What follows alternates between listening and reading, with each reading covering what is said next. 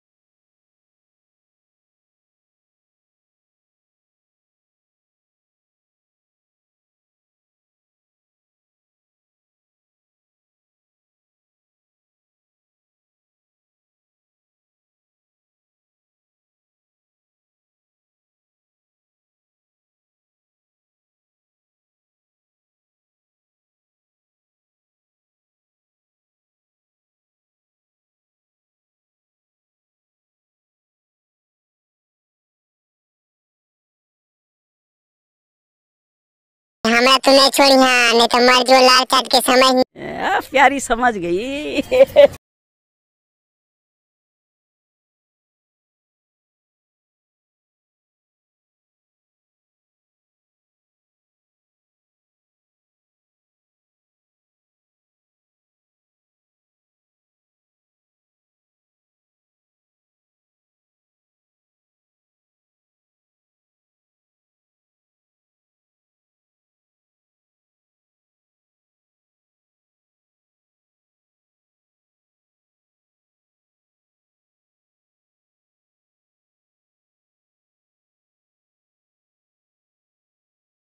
कोई दिक्कत नहीं ठीक है, हम बुलेट में तेल भरा लिया बहन चोदा गाँव फाड़े बाहर निकाल बहन चोदा के तू।